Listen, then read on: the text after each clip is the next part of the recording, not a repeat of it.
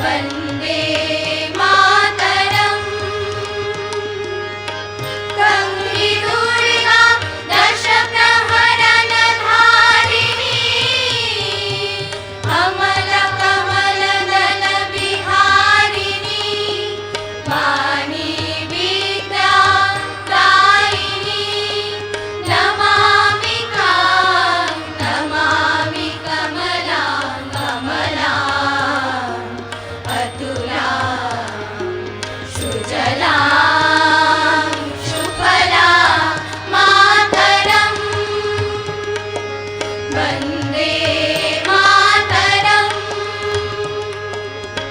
श्यामलां सरलां सुस्मितां भूषितां धरणीं भरणीं मातरम्। वन्दे मातरम्। वन्दे मातरम्।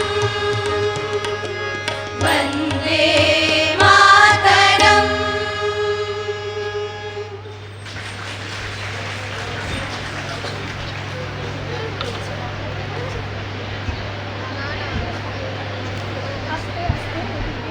আমাদের সম্মানীয় অতিথিবৃন্দ, শিক্ষক শিক্ষিকা, অভিভাবক এবং আমাদের প্রিয় শিক্ষার্থীরা, আমরা প্রদীপ প্রজ্বলনের মাধ্যমে এরপর আমাদের অনুষ্ঠানের শুভ সূচনা করতে চলেছি। আমরা আমাদের আজকের এই অনুষ্ঠানের শুভ সূচনা করার জন্য মঞ্চে আহ্বান জানাচ্ছি আমাদের সম্মানীয় প্রধান অতিথি এবং অন্যান্য অতিথিবৃন্দকে। আমাদের বন্দে মাতরম বিপ্লব যুগের অগ্নিমন্ত্র, সাহিত্য সম্রাট বঙ্কিমচন্দ্রের চিরকালীন সৃষ্টি আনন্দ মঠের থেকে আমরা পেয়েছিলাম এই বিপ্লবের অগ্নিমন্ত্র বন্দে মাতরম।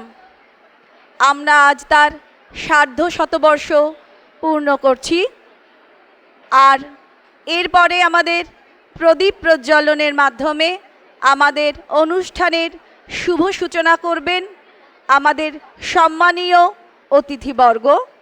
আমি তাদের মঞ্চে আসার জন্য আহ্বান জানাচ্ছি।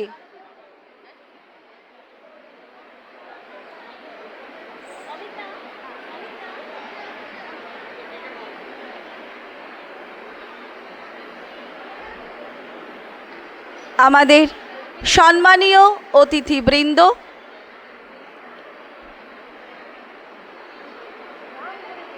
মাননীয় বিপ্লব রায়চৌধুরী মহাশয় এবং আমাদের আজকের অনুষ্ঠানের বিশেষ অতিথি মাননীয় সোমনাথ ভট্টাচার্য মহাশয়কে মঞ্চে আসার জন্য আহ্বান জানাচ্ছি।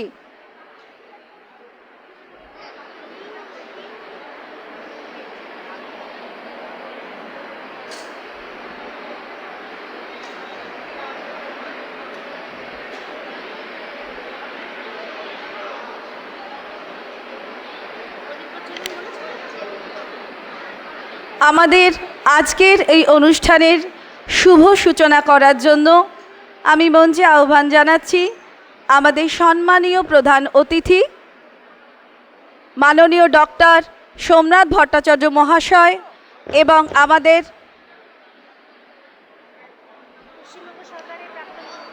পশ্চিমবঙ্গ সরকারের প্রাক্তন মন্ত্রী মাননীয় শ্রী বিপ্লব রায়চৌধুরী মহাশয়কে।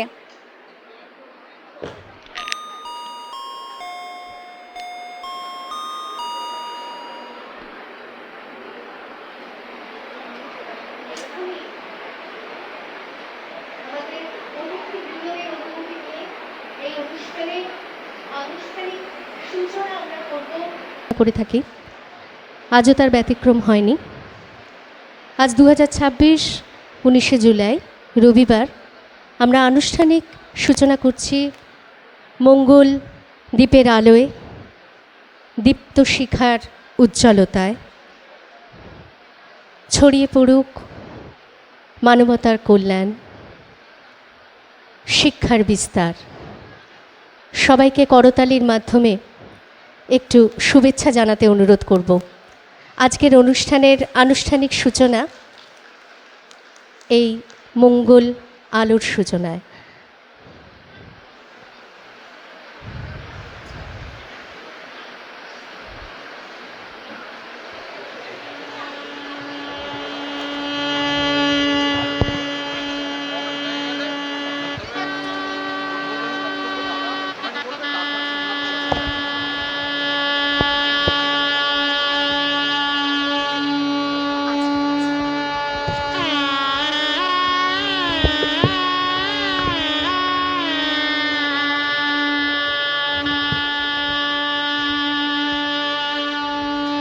ওঠো, জাগো, লক্ষ্যে না পৌঁছানো পর্যন্ত থেমো না, বিস্তারী জীবন, সংকোচনী মৃত্যু। এই হোক আমাদের আজকের আলোর অঙ্গীকার। মানবতার কল্যাণে রক্তদান শিবির, শিক্ষার বিস্তারে কৃতি সম্বর্ধনা। উজ্জ্বল আলোকময় হয়ে উঠুক আমাদের আজকের দিন, আমাদের আজকের অনুষ্ঠান।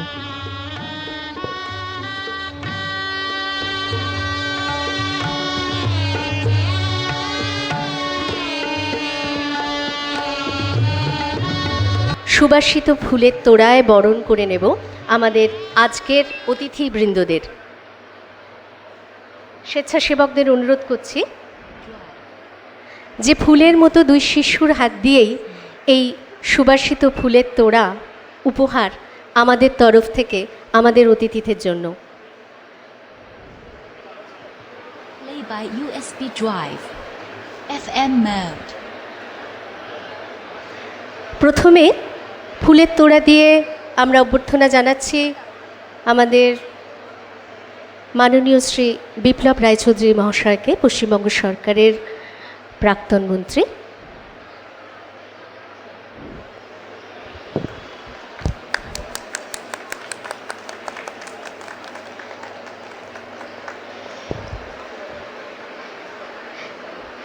তারপরে আমরা বরণ করে নেব আমাদের আজকের বিশেষ অতিথি Play by যাদবপুর বিশ্ববিদ্যালয়ের অধ্যাপক মাননীয় ডক্টর সোমনাথ ভট্টাচার্য মহাশয়কে। আমরা অত্যন্ত গর্বিত, আমরা সাদর আমন্ত্রণ জানিয়েছি ওনাদেরকে এবং ওনারা আমাদের ডাকে সাড়া দিয়েছেন। প্রথমেই আমি অনুরোধ করব আজকে আমাদের সম্মানিত প্রধান অতিথিকে তার মূল্যবান বক্তব্য রাখার জন্য। অনুপ্রেরণামূলক বক্তব্য মঞ্চে ডেকে নেব শ্রী বিপ্লব রায়চৌধুরী মহাশয়কে। উনি ওনার সংক্ষিপ্ত বক্তৃতার মাধ্যমে আমাদেরকে সমৃদ্ধ করবেন। ওনার বাগ্মিতা বরাবরই আমাদেরকে স্পর্শ করেছে, মুগ্ধ করেছে। আমরা অনেক কিছু জেনেছি। ছাত্রছাত্রীদের অনুরোধ করব তোমরাও মন দিয়ে শোনো, তোমাদের ভালো লাগবে।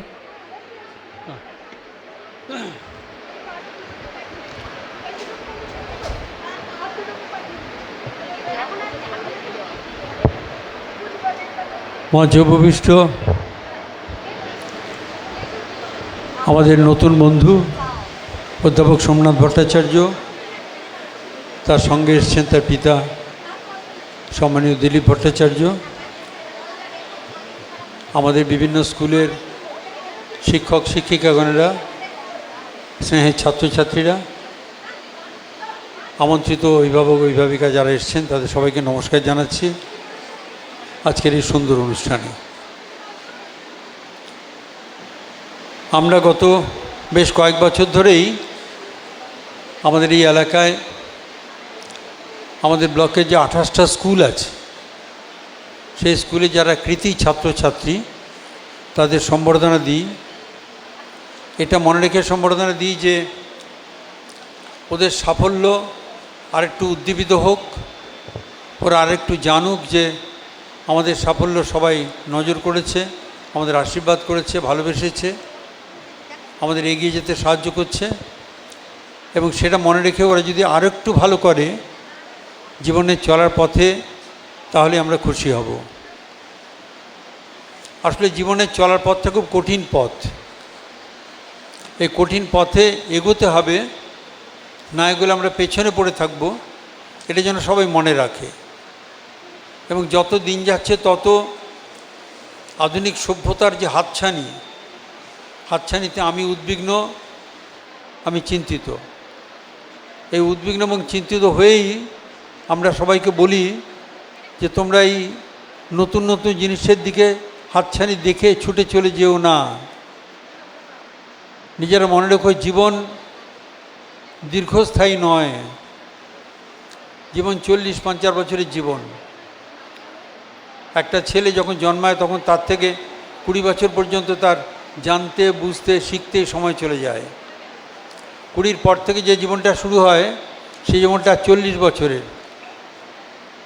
60 বছর পরে সে আস্তে আস্তে অবসর নেয় এবং সে পিছনে ফিরে তাকিয়ে দেখে যে জীবনে মূল্যবান সময়টা নষ্ট হয়ে গেছে, চলে গেছে।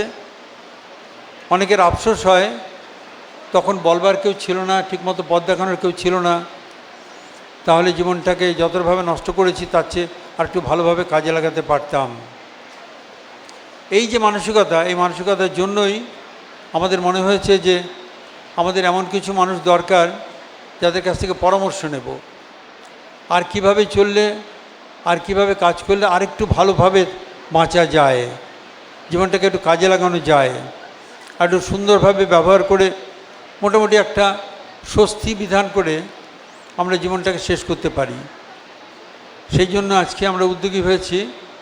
আমাদের নবীন বন্ধু অধ্যাপক সোমনাথ ভট্টাচার্যকে আমরা ডেকে নিয়ে এসেছি। ওকে বলেছি যে আপনি দুটো কথা বলুন। একটা কথা জীবনের মূল্য কী এটা বলুন, আর সেই সঙ্গে জীবনকে কেমন করে ব্যবহার করব, আমরা কোন ব্যবহার করলে আরও ভালো হবে।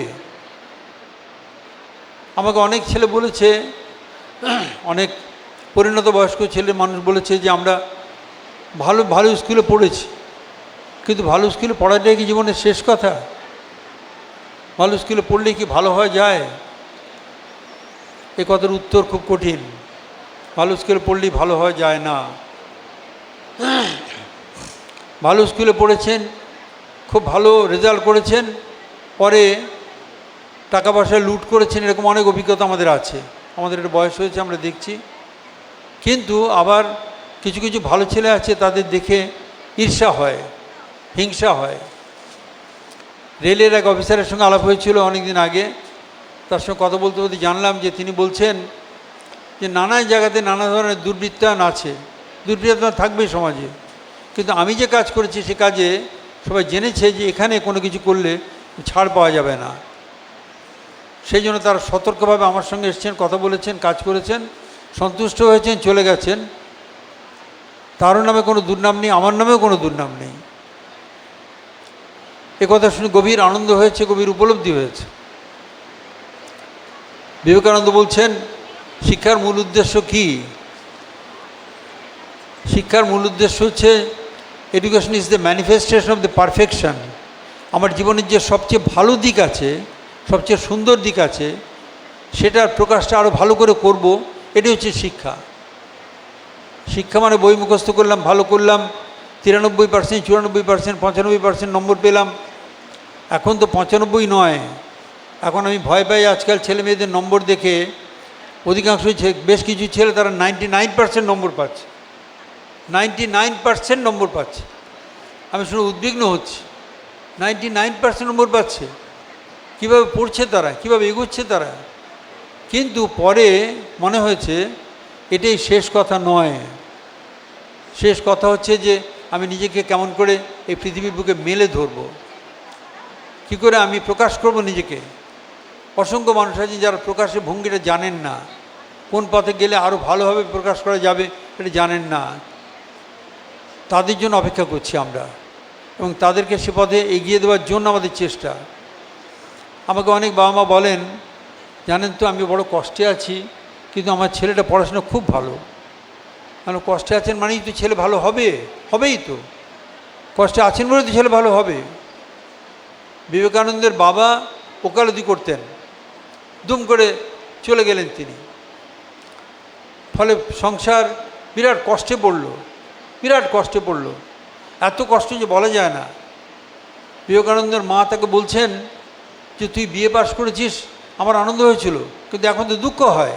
আমার শাড়িটা দেখছি ছিঁড়ে গেছে, তুই একটা শাড়ি কিনে আনতে পারিস না, একবার রোজগার করতে পারিস না, তোর বিয়ে পাশ দিয়ে লাভটা কী? বিবেকানন্দ মানে দুঃখ হয়েছে, আফসোস হয়েছে, নিজেকে ধিক্কার দেবেন মনে করছেন, কিন্তু ধিক্কার দেওয়াটাই শেষ কথা নয়। বিবেকানন্দ বলছেন না, জীবনকে তৈরি করতে হবে। কিভাবে তৈরি করবেন? তার পথ খুঁজে পেয়েছেন তিনি। সে পথ খুঁজে এমন পথ অবলম্বন করেছেন, মাত্র 18 বছরের জীবন, 21-এ শুরু করেছেন, 39-এ চলে গেছেন। 18 বছরের জীবন আমরা 50 বছর ধরে পড়ে শেষ করতে পারি না। আর যারা উপলব্ধি করতে চায় তারা এই জীবনে সে উপলব্ধি করতে পারছে না, 2-4 জন্মে উপলব্ধি করতে পারবে কিনা জানি না। তো জীবন কিভাবে ব্যবহার করব আমরা, এই ছোটো ছোটো ছেলে মেয়েদের কাছে এটাকে শেখাতে হবে। তাদের মা বাবারা এসছেন, এটা আমি খুশি, কারণ ছোটো ছোটো ছেলেরা ওরা এখন জীবন সম্পর্কে ভালো বোঝে না। মা বাবারা এসছেন, তারা বুঝছেন, তাদের একটা বয়স হয়েছে, তারা বুঝছেন, তারা ছেলে মেয়েদের একটু তৈরি করে দেবেন যাতে ঠিক মতো পথে তারা এগোতে পারে। এটাই হচ্ছে আমাদের লক্ষ্য। তো তোমাদের আজকে সম্বর্ধনা দেওয়ার মূল লক্ষ্যটা এইটাই, এই জন্যই বলছি আমরা। এবং এতে আজকে আমরা তোমাদের দিচ্ছি স্বামীজির বই, সারদামণির বই, রামকৃষ্ণের বই এবং বঙ্কিমচন্দ্র চট্টোপাধ্যায়ের রচনাবলীর একটা পার্ট। উপন্যাস সবাই পড়ি আমরা, কিন্তু যেটা পড়ার দরকার, বঙ্কিমচন্দ্রের আরও যে বিশিষ্ট লেখা আছে, যে লেখা পড়ে সবাই অবাক হয়েছে, বিস্মিত হয়েছে, আনন্দ অনুভব করেছে, আবার নতুনভাবে জেগে উঠেছে, সেই খণ্ডটা আমরা সংগ্রহ করেছি।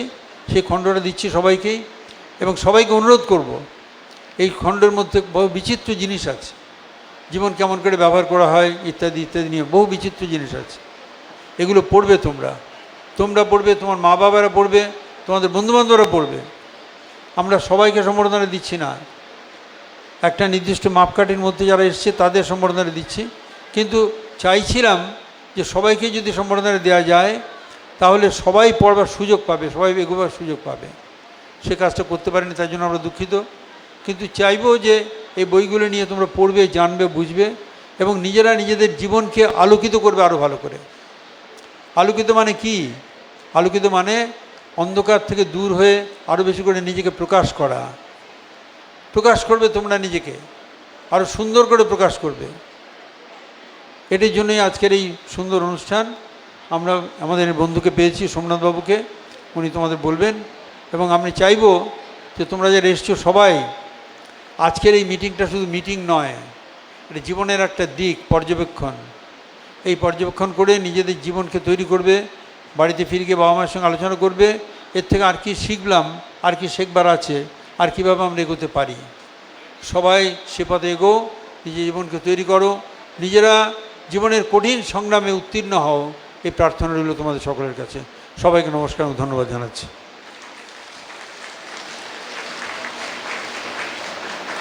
অসংখ্য ধন্যবাদ ওনাকে। আমরা সত্যি আপ্লুত প্রত্যেকবারের মতোই। তবে এবার কিন্তু আমরা অনুষ্ঠানের একটা অত্যন্ত গুরুত্বপূর্ণ পর্বে প্রবেশ করতে চলেছি। আর এই পর্বের একটা বিশেষ দিক হলো মত বিনিময়, মানে একটা প্রশ্ন উত্তর পর্ব, যেখানে অংশগ্রহণ করবেন আজকে আমাদের যিনি বিশেষ আমন্ত্রিত অতিথি ডক্টর সোমনাথ ভট্টাচার্য মহাশয়, এবং তার সাথে অংশগ্রহণ করবেন আপনারা, আমাদের শ্রোতা দর্শক, আমাদের কৃতি ছাত্রছাত্রী এবং তাদের অভিভাবক যারা আগ্রহী রয়েছেন। আপনাদের যদি কোনো প্রশ্ন থাকে, যদি কোনো জিজ্ঞাসা থাকে, তাহলে উনি ধৈর্য সহকারে আপনারা ওনার বক্তব্য মনোযোগ দিয়ে শুনুন এবং সংক্ষিপ্ত প্রাসঙ্গিক প্রশ্ন রাখার জন্য ওনার কাছে আমরা অনুরোধ করছি। আমাদের দুজন সদস্যা আপনাদের মধ্যে যাবে কর্ডলেস নিয়ে। আপনাদের কেরিয়ার সংক্রান্ত বিষয়ে যদি কোনো প্রশ্ন থাকে, যা ভবিষ্যতের দিক নির্দেশনায় আপনাদের উপযোগী একটা সম্ভাবনা, আমরা একটা দিক আপনাদের সামনে খুলে দিতে পারি, সেই চেষ্টা করবেন ডক্টর সোমনাথ ভট্টাচার্য মহাশয়। আমি মঞ্চে ডেকে নেব ওনাকে। উনি যথাসম্ভব আপনাদের প্রশ্নের উত্তর দেওয়ার চেষ্টা করবেন মঞ্চে আহ্বান জানাচ্ছি অধ্যাপক ডক্টর সোমনাথ ভট্টাচার্য মহাশয়কে।